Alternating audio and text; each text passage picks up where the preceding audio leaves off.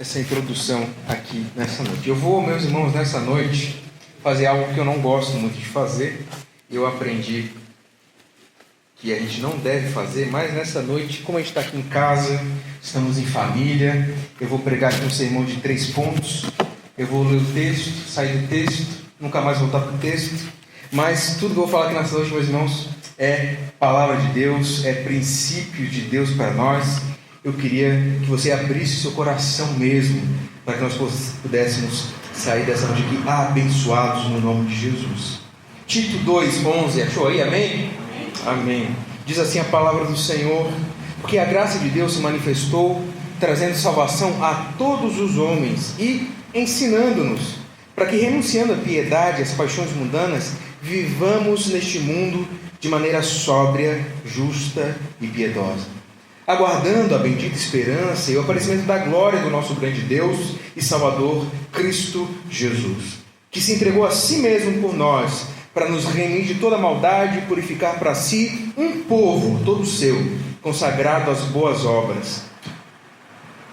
Fala essas coisas, exorta e repreende com toda autoridade. Ninguém te despreze. Versículo 15, que na minha Bíblia está rascunhadinho, que alguns anos atrás eu li, meus irmãos, porque nós não podemos nos deixar levar pelas situações externas a nós. Então, assim como Paulo escreveu para Tito, eu creio que Deus também fala a nós. E nessa noite eu quero falar essas coisas, exortar, repreender com toda a autoridade da parte de Deus, crendo que dentro do poder de Deus, debaixo do poder de Deus, através do poder de Deus, ninguém pode desprezar essa palavra. Amém, querido? Então, seu assento, em nome de Jesus. Já foi comentado aqui pelo nosso segundo dirigente, Diácono Bento, a respeito dessa data que se completa amanhã, 502 anos da Reforma Protestante. Meus queridos, eu queria, nessa noite, em nome de Jesus, refletir com você a respeito da atualidade dessa reforma.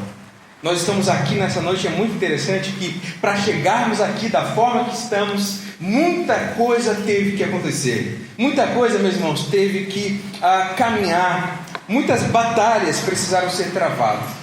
E é por isso que é interessante nós, como igreja protestante que somos, como igreja evangélica que somos, como igreja de Cristo que somos, como igreja pentecostal que somos, nós refletimos, meus irmãos, no que há impacto em nós dessa tradição, desse princípio que é ser filho, digamos assim. Eu chamo, na verdade, de pentecostalismo, é neto da Reforma Protestante. Mas qual que é a ligação nossa?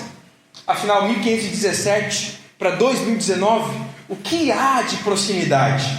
Meus queridos, brevemente introduzindo para você, em 1517, 31 de outubro, Martinho Lutero, a gente traduz como Martinho Lutero, ele foi, meus queridos, até a porta do castelo de Wittenberg, e ele apregoa uma lista com 95 teses contra, principalmente, a prática das indulgências da Igreja Católica Apostólica Romana. O que eram as indulgências, meus queridos? Se você olhar hoje ainda na doutrina, no catecismo da Igreja Católica, existe, está lá, parágrafo 1498, a prática da indulgência. O que é? É uma intercessão em favor do pecado, até mesmo dos mortos. Então, a igreja da época, ela ficou muito rica, porque os senhores feudais, aqueles que tinham bastante posses, eles despendiam muito dinheiro, meus irmãos, muitos bens, em favor dos seus entes queridos que tinham falecido. Então, meus irmãos, a igreja vivia uma crise absurda, crise moral, crise espiritual, crise ética. E esse monge agostiniano aqui na época, ele, lendo a palavra de Deus, ele vê que o justo viverá pela fé. E diante dessa palavra, ele vê que não há indulgência, não há pagamento, não há nenhuma força humana, não há nenhuma obra humana que possa produzir salvação. Somente há salvação através de Cristo Jesus. É a fé em Cristo é que produz em nós essa vida nova, essa nova criatura que somos. E essa, meus irmãos, é a principal força motriz, ou seja, a força de movimento da Reforma Protestante da época. E é baseada em 5 somente que a gente fala, né? 5 solas, que ela vem do latim. Muito provavelmente você que acompanha as notícias por aí, porque isso também é estudado dentro da história, nós vemos esses 5 solas, que falam das 5 principais vertentes, ou 5 principais pilares da igreja protestante ou da igreja de Jesus Cristo. Primeiro, somente a Escritura, ou no latim, sola Scriptura. Depois nós temos sola fide, somente a fé. Sola gratia, somente a graça. Solus Christus, somente Cristo. E soli Deo gloria, que é somente a Deus a glória. E nessa noite eu queria comentar com você, meus irmãos, a atualidade desses 5 somente, desses 5 solas para a nossa vida nos dias de hoje, em 2019, no século 21. Meus irmãos, nosso movimento, que é o movimento pentecostal, ele nasce no início do século 20, 1900 e alguma coisa. Ele nasce dentro de uma crítica à igreja da sua época. Meus irmãos, a igreja é um organismo vivo. E como organismo vivo, porque a igreja não é instituição, meus irmãos.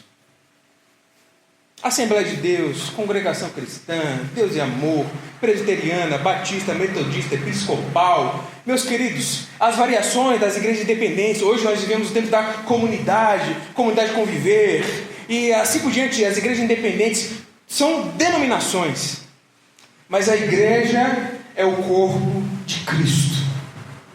E como organismo vivo que é, corpo que é, ela não é uma coisa fechada, ela não é uma coisa engessada, mas ela é crescente, expansiva, ela é dinâmica, ela avança, ela cresce, ela expande, ela abraça, ela toca. E assim, meus irmãos, durante toda a história da igreja, ela foi se transformando, porque é necessário se transformar. Um princípio, meus irmãos, da reforma protestante que nós precisamos manter nos nossos dias é o lema, que é também em latim, mas não vou ficar falando em latim para você, que não vale a pena, mas é: igreja reformada sempre reforma. Ou seja, a igreja ela nunca pode estagnar, a igreja ela nunca pode se aquietar, ela nunca pode se acomodar ao seu tempo. A igreja precisa cumprir, meus irmãos, o seu papel profético da parte de Deus. A igreja é aquela que tem a crítica debaixo das suas asas. Ela que recebe esse jugo da parte de Deus para falar contra a sociedade do seu tempo. Nosso movimento pentecostal, a Assembleia de Deus, ela nasce nesse avivamento da Rua Azusa, lá nos Estados Unidos, você sabe. No aniversário da Igreja Assembleia de Deus, eu falei um pouquinho aqui. E lá nesse movimento, meus irmãos, o que existia? Imagina, 1900 nos Estados Unidos, segregação racial, meus irmãos, era algo real. Hoje nós temos muito racismo ainda na nossa sociedade. Quem acha que não tem é porque é cego ou é racista e não sabe. Há muito preconceito ainda com relação à cor da pele. Agora imagina, lá em 1900, meus irmãos, não se sentavam juntos. Havia igreja para branco e havia igreja para negro. Você imagina um absurdo, Gabriel? O absurdo de se dizer crente e ter uma igreja que é para um e uma igreja que é para outro. Dizer que é filho de Deus e dizer que existe igreja para um e igreja para outro. E é dentro dessa atrocidade absurda que surge o pentecostalismo, unido todos debaixo de uma nova ou de uma mesma igreja, de um mesmo lugar, de uma mesma casa. Nós vimos, meus irmãos, um dos principais expoentes desse movimento, William Seymour, negro, meus irmãos, homem simples, homem letrado. Sabe como que ele aprendeu teologia? Ele não podia entrar na sala, então ele ficava na porta, no lado de fora, na janela, olhando para o quadro e ouvindo o professor falar. Mas o Espírito Santo não está preso às amarras humanas. E é por isso que o Espírito Santo soprou contra todo esse absurdo, contra toda essa atrocidade, contra toda a subjugação, meus irmãos, da mulher da época. Você acha que as mulheres hoje passam dificuldades? Imagina na época, imagina a grosseria. Eu já falei aqui, e é um absurdo, nós ainda temos no nosso tempo essa estatística, meus irmãos. Violência contra a mulher está na sua maior parte entre aqueles que se dizem evangélicos. Dentro das nossas casas existem mulheres agredidas verbalmente e fisicamente. Nós não podemos nos calar. Porque a igreja de Jesus, ela não veio para se acomodar ao molde desse mundo. A igreja de Jesus Cristo veio para proclamar o ano aceitável do Senhor, ou seja, veio proclamar a salvação de Deus, a transformação da parte de Deus. E esse movimento se expande, se espalha pelo mundo todo. Eu acho que eu já falei aqui que a Igreja Assembleia de Deus é a maior denominação brasileira, mais de 12 milhões de crentes da Assembleia de Deus. Mas, meus irmãos, nós precisamos ainda de reforma hoje, porque nosso coração é uma fábrica de ídolos. Segundo Calvino, o nosso coração é uma fábrica de ídolos, esse mesmo. Porque até a nossa oração pode virar um ídolo para nós. Até a nossa santificação pode virar um ídolo para nós. Até a pregação pode virar um ídolo para nós. Nosso coração é perverso. Pior do que todas as coisas, a palavra de Deus nos diz. Nós precisamos da luz do Espírito Santo de Deus para nos direcionar para a vida. Nós precisamos de reforma. Nós precisamos avançar. Nós precisamos mesmo voltar ao caminho da verdade de Deus. Lá em 1517, o grito, o brado, foi contra a ignorância, a falta de visão da igreja na sua época. E assim foi indo, 1600, 1700, 1800, 1900, 2000 e 2019. O que o primeiro somente da reforma diz para nós hoje? Que é só a Escritura, ou seja, somente a palavra. Meus queridos, na época, olha, em nome de Jesus, meu irmão, em nome de Jesus, presta atenção. Na época, a Bíblia, ela não era acessível a todos. A Bíblia estava só em latim e era limitada àqueles que faziam parte do clero, somente aos padres da época, aqueles ligados à instituição religiosa. E o brado diz somente a palavra, meus irmãos. Ele mostra que não há nada entre nós e Deus. Somente a Escritura é o brado de Deus, de que somente a palavra do Senhor é que pode produzir vida. Meus irmãos, a tradição ela é essencial. Nós temos tradições. É necessário ter esse princípio conciliador. Mas tudo isso está debaixo da palavra de Deus. Usos e costumes debaixo da palavra de Deus. Qualquer tipo de prática debaixo da palavra de Deus. Que somente a palavra de Deus é a nossa regra de fé e prática. Não há nada, meu irmão. Não existe profeta se levantar, porque ele não pode falar nada que esteja além da palavra de Deus. Você entende isso? Não adianta vir aqui alguém fazer algum show, algum tipo de show pirotécnico espiritual, porque somente a palavra de Deus é que nos direciona na vida. Somente a Escritura. E glórias a Deus que nós, depois de tantos tempos, nós temos a Bíblia em português. Nós temos tantas versões. Essa minha aqui é a Almeida do século 21. Você deve ter Almeida Revista Corrigida, Almeida Atualizada. Alguém pode ter NVI aí no meio, NVT, várias, meus irmãos. Mas sabe como que a gente foi ter a nossa primeira tradução em português? 1753, completa. Nós só temos em português, meu irmão, a palavra de Deus há 266 anos somente. E eu e você não valorizamos a palavra de Deus. Quanto tempo nós passamos sem ler a Bíblia? Mas não é ler por ler, meu irmão. Ler por ler, a gente lê anúncio. Não. Mas ler, se alimentar e deixar ela transformar o seu interior. Porque esse é o poder da palavra de Deus. Mas eu tenho uma crítica à nossa igreja hoje, a igreja moderna. Que hoje nós temos essa ênfase na palavra. Eu acho muito engraçado que eu tenho acompanhado aquele pessoal que os irmãos conhecem, né? Aqueles que eles vêm, que gostam de berrar bastante, tal, aquele coisa, que agora eles pegaram essa frase que é emprestada para eles, que a palavra de Deus é que faz, a palavra de Deus está. Mas isso criou no nosso meio uma verdade esquizofrênica. Por quê? Porque há uma desconexão entre o que se prega e o que se vive. Você já percebeu, meu irmão? Que nós vivemos uma crise da palavra. Muito se fala da palavra, mas pouco se vive da palavra. Muito se cita a palavra, mas pouco se encarna da palavra. Meu irmão, encarnar, não deixe o Espiritismo roubar essa palavra não, que essa palavra é nossa. Que Jesus Cristo se encarnou, Ele se fez homem. Essa palavra é cristã. E nós devemos encarnar a palavra de Deus nas nossas vidas. É não ficar no espaço de culto, não ficar no espaço de festa, mas é trazê-la para o nosso cotidiano. É levar a palavra para o trabalho, é levar a palavra para casa, é levar a palavra para a escola, na rua, no trânsito. É levar a palavra de Deus aonde? Na mão? Não! Principalmente no coração. O salmista já ensinou para nós. A tua palavra escondida, guardada no meu coração, para que assim ele não pecasse contra Deus.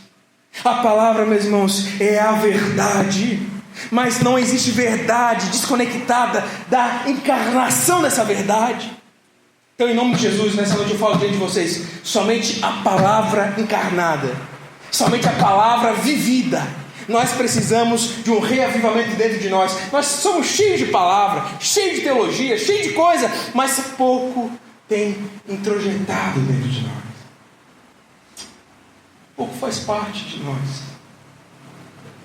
Pouco faz parte do nosso dia a dia. E é somente essa palavra vivida, essa palavra conectada no ordinário do nosso dia a dia, que vai trazer luz sobre as trevas. Amém? Amém? Somente a palavra encarnada. Você entendeu, meu irmão? Você não vai sair distorcendo por aí, entender o que é? Amém? Glória a Deus. Glória a Deus. O que mais? Somente a fé. E glórias a Deus, porque nós cremos pela fé. Nós cremos que a obra por si só não salva ninguém, meu irmão. A gente não ganha pontinho no céu porque faz obra. A gente não ganha crédito com Deus porque faz obra. Mas a fé, ela é evidenciada pelas obras. Nós vemos um tempo, meus irmãos, da fé pela fé, onde a fé é para cumprir os nossos desejos, as nossas vontades, onde a fé é para aliviar nossas cargas. Ou você acha que eu não quero minhas cargas aliviadas? Ou você acha que eu não quero poder fazer tudo aquilo que eu quero fazer e preciso fazer? Ou você acha que eu não quero leveza para a vida? Mas a fé não é para isso, meu irmão. A fé é crer que Jesus Cristo é o sacrifício suficiente para perdoar os nossos pecados. A fé é crer que através de Jesus Cristo eu e você temos novamente acesso a Deus. Então por isso nessa noite eu falo, somente a fé, mas a fé evidenciada pelas obras. Eu tenho passado por alguns lugares, meus irmãos, eu tenho visto simplesmente a fé pela fé. A pessoa diz que tem fé, mas isso não reflete na vida dela. Ela tem fé, mas você não vê Jesus na vida dela. Ela tem fé, mas ela vive como qualquer outro mortal nessa terra. Meus irmãos, a fé por si mesma, sem obras, ela é o quê? Morta. Tiago 2,17. A fé por si mesma, a menos que produza boas obras, ela é morta. Meu querido, se a sua fé não gera transformação, se a sua fé não te torna mais solidário, mais generoso, e deixa o Espírito Santo de Deus falar no seu coração, meu irmão. Isso aí dói mesmo, mas é para doer. Porque tem que abrir a ferida para limpar e sarar. Somente a fé, meus irmãos. Se a sua fé não te leva a servir a Deus no próximo, se a tua fé, meus irmãos, não te faz chegar mais perto do outro, você precisa voltar para a cruz. Você precisa se arrepender, se converter novamente, porque você se tornou aquilo que nós tanto lemos, o fariseu. Você não vai para o céu, você vai para o inferno, e você quer levar uma manada de gente junto com você. Ô Rodrigo, o que é isso, Jesus? Você falou.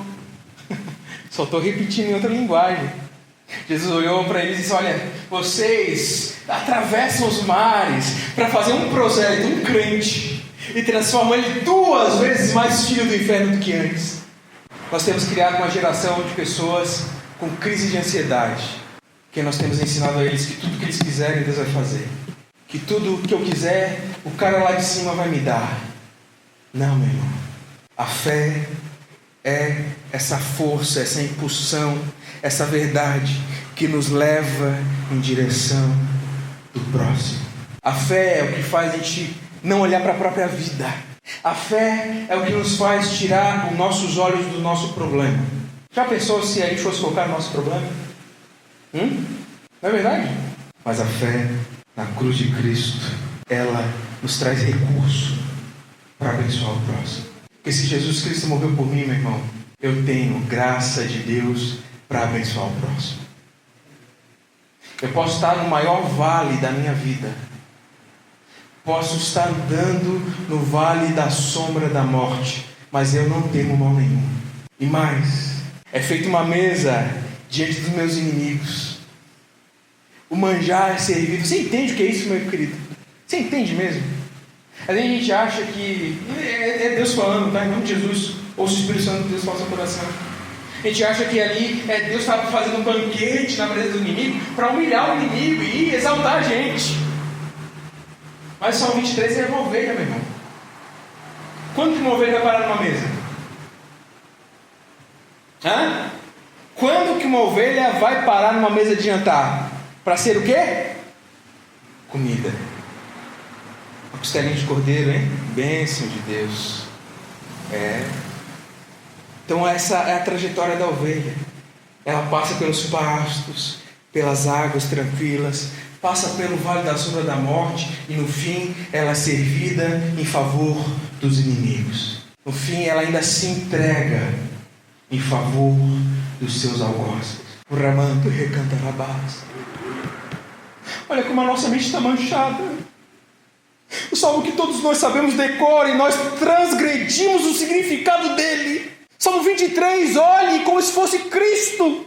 Essa ovelha criada, sustentada pelo próprio Deus, passando pelo vale da sombra da morte, no Getsemane, e o sangue saiu dos poros, e por fim ele é oferecido na presença dos seus inimigos. Somente a fé, evidenciada pelas obras. Porque eu não faço para ganhar, eu faço porque eu já ganhei. Aleluia, glória a Deus. Vamos continuar, que o tempo voa, não dá para focar numa coisa só, mas amém, vamos caminhando.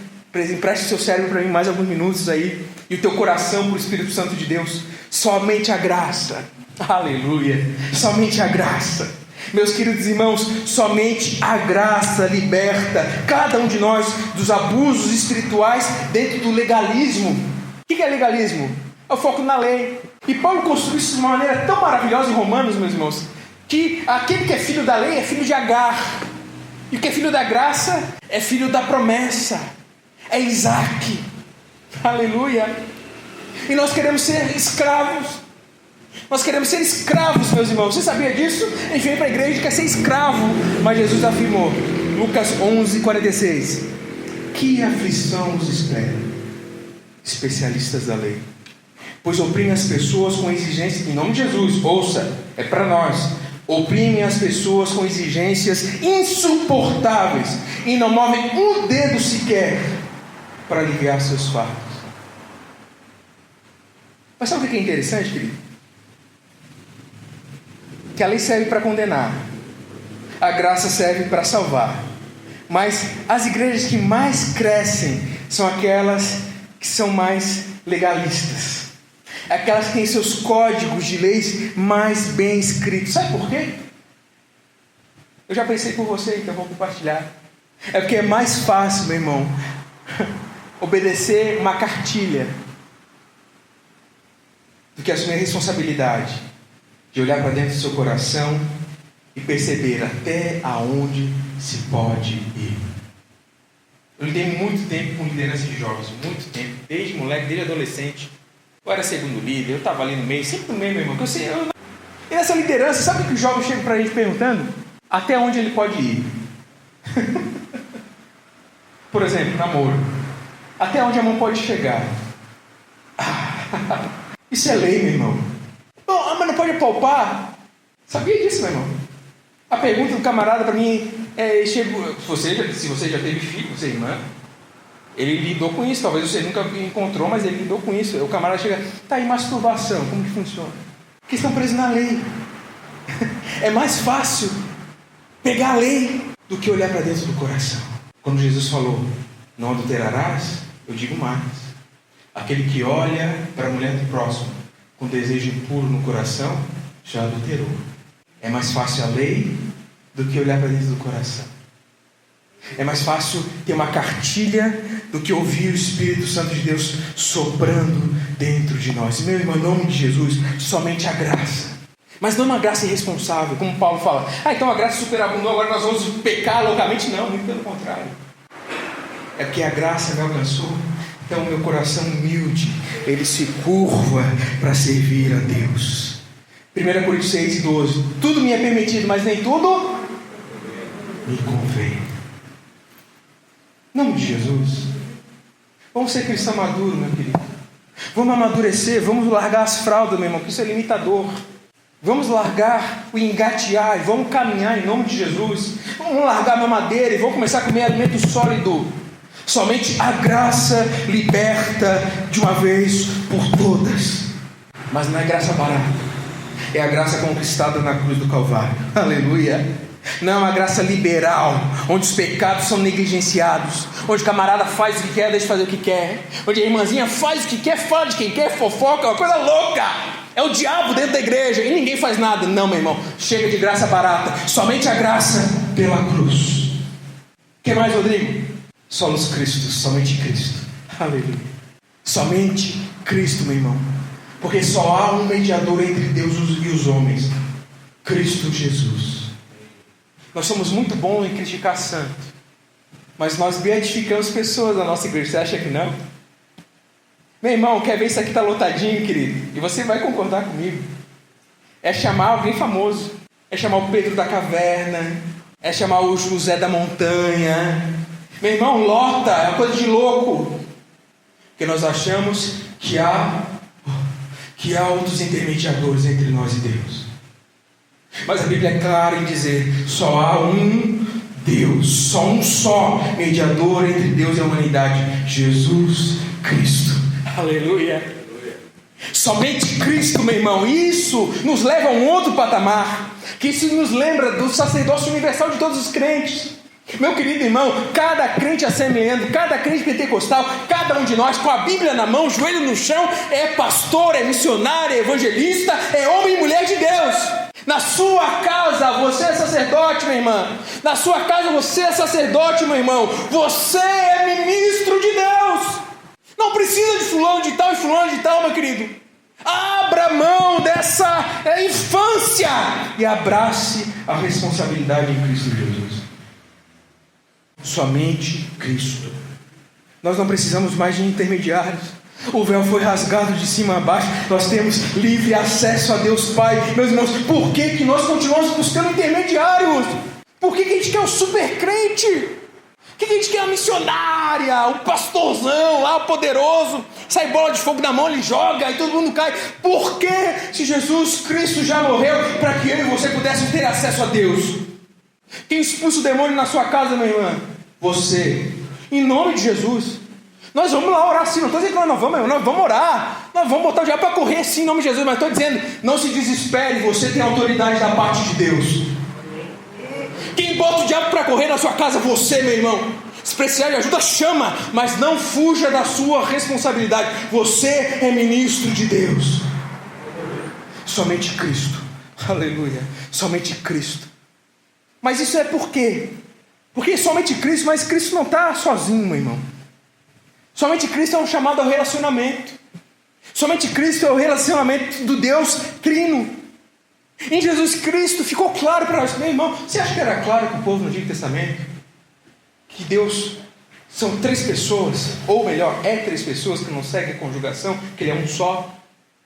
Você acha que era fácil para eles entenderem?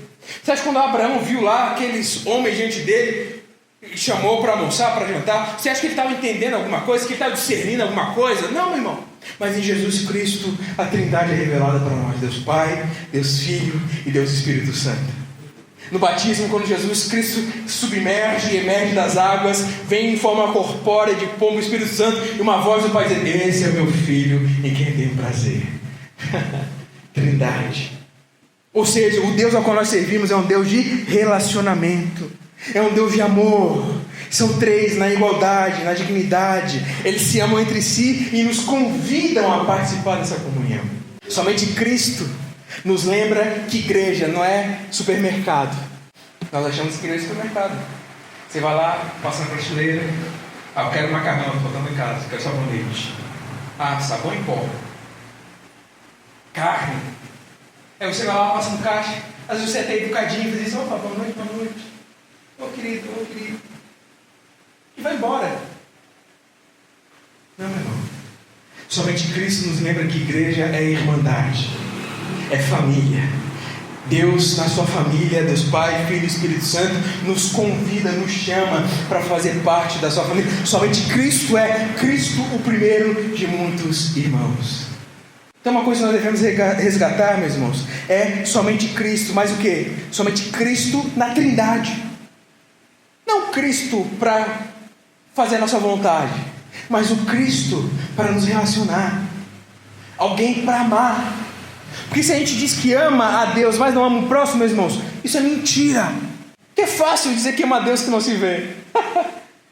Eu amo a Deus, mas dizer que ama o próximo, meu irmão, aí tem que ser de verdade. Aí tem que ser de verdade.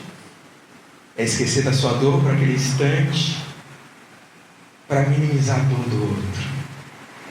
É esquecer da sua pobreza para minimizar a pobreza do outro. Meus queridos, somente Cristo na Trindade para fazer isso. Se a minha fé não me leva a buscar edificar o meu próximo, eu me afastei do primeiro amor e preciso voltar. Somente Cristo na Trindade. Para fechar, somente a Deus a glória. Aleluia. Somente a Deus toda a glória. Isso aqui é para nos lembrar que tudo, meus irmãos, tudo, Ele finaliza, Ele se direciona para levar glórias a Deus. Somente Deus a glória é dizer que Ele é Deus e você é servo. Ele é Senhor, você é servo. Ele manda e você obedece. Ele diz, você ouve, entende e vive. Ele diz e você faz. Somente a Deus a glória. Meus irmãos, nossas orações são uma lista de pedidos infindáveis. Nós queremos colocar Deus ao nosso serviço, mas nós nunca dobramos nossos joelhos, ou quase nunca dobramos nossos joelhos para nos colocarmos a serviço de Deus.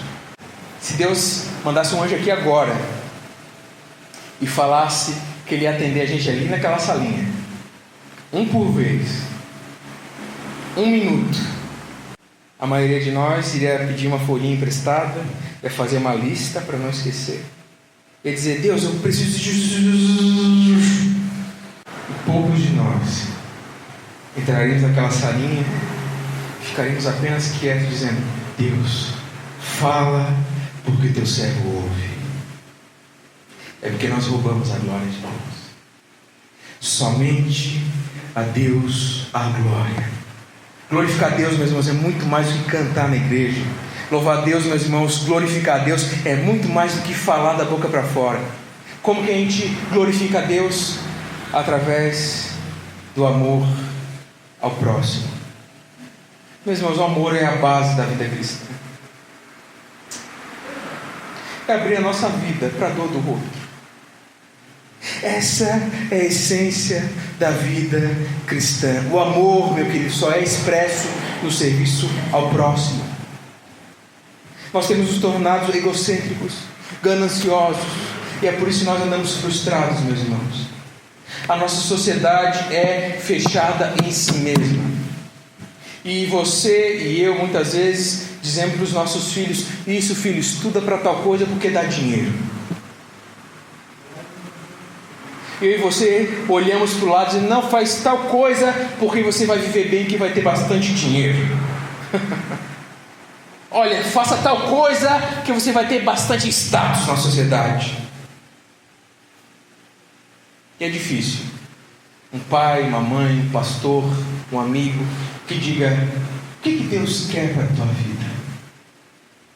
Será que Deus quer te fazer um missionário como esses que estão lá no Nordeste, na África, na Argentina? A crise agora que se instaurou na Argentina, no Uruguai, no Paraguai, no Chile, na América Central, Países pobres mesmo, pobres. Ou será que nós ainda queremos lutar para ter cada vez mais dinheiro? Você está entendendo o que eu estou querendo falar? Amém? Alguns não entenderam, então vou explicar. A gente está dizendo que ao dinheiro toda a glória. Quando a gente vive assim, a gente está dizendo: ao dinheiro seja a glória, ao poder seja a glória, à tranquilidade financeira seja a glória. Mas não, meus irmãos, nessa noite, em nome de Jesus, a Deus toda a glória por meio do amor. Porque nós não viemos para ser servidos, nós viemos para servir. Nós não viemos a esse mundo para ser servidos, nós viemos a esse mundo para servir. E o mundo, meus irmãos, precisa de pessoas para cuidar dele. Essa sociedade precisa de pessoas para serem alcançadas, meus irmãos. Nós sabemos que a salvação é pela fé, é pela graça que nós somos justificados, mas nós seremos julgados pelas nossas obras de amor. Apocalipse 20:13, você sabe disso. Então nessa noite você sai daqui com esse brado no seu coração: somente a Deus toda a glória, no amor ao próximo. Que nós possamos viver como igreja, meus irmãos, que ama. É o que eu tenho aprendido, meus irmãos. Pessoas precisam de Deus, pessoas precisam de pessoas. Nós não podemos deixar as pessoas se criarem sozinhas, meus irmãos. Há uma responsabilidade sobre nós. Nós somos responsáveis por essa geração. Nós somos responsáveis por aqueles que ainda respiram entre nós. Nós somos responsáveis por expressar a verdade de Deus para todos aqueles que cruzam o nosso caminho. Ou você acha que existe o acaso? O Senhor tem um propósito, irmãos, e até o mal Ele transforma em bem. Até a desgraça Ele transforma em graça. Até a morte Ele transforma em vida. Em nome de Jesus. Em nome de Jesus. Que nós possamos nos reformar, meus irmãos. Que nós possamos nos reformar. Nós possamos, queridos, viver o que eu li aqui no começo. Que a graça de Deus, ela nos traz salvação, nos ensinando a viver. Meu irmão, a gente quer muito ir para o céu, meu irmão. A gente quer muito ir para o céu. A gente quer muito ir para o céu e esquecer da esposa, esquecer do filho. A gente quer muito ir para o céu e esquecer do marido. A gente quer muito ir para o céu e esquecer de trabalhar. A gente quer muito ir para o céu e esquecer de tanta coisa. A gente só quer ir para o céu. Mas a graça de Deus se manifestou a nós, salvadora, nos ensinando a viver. Tito 2:11 a seguir. A salvação é para a vida. A salvação é para a vida. E o céu é voltar para casa. Você já saiu de casa para trabalhar? Quem já teve essa experiência? Sair de casa para trabalhar? Praticamente todos. O que você mais espera no finzinho do dia? Do expediente? Hein, irmão, daí? O que espera? Voltar para casa, né? Voltar para a esposa, para a irmã Gorete, Bênção de Deus. Nós não estamos em casa, nós estamos em trabalho. Queria voltar para casa, mas a minha casa não é aqui. A minha família não são os meus parentes que ficaram lá em Florianópolis, vó, tio, tia, primo, não. A minha casa é o lar celestial. O descanso que está reservado para mim não é nessa terra, é na pátria celeste. Enquanto Deus não me chama, nós trabalhamos incansavelmente, convencendo a muitos, exortando, como ali no finalzinho, versículo 15, exortando, admoestando, repreendendo, aleluia, tentando salvar a todos aqueles que ouvirem a palavra do Senhor. Isso é ser igreja, querido. O que passar disso é invenção humana. O que passar disso é muitas vezes diabólico. Mas isso é ser igreja. A graça salvadora que nos ensina a viver. Você quer aprender a viver? De acordo com a palavra de Deus? É nisso que nós estamos envolvidos aqui, meu querido. Em nome de Jesus. Vamos orar? Vamos ficar de pé?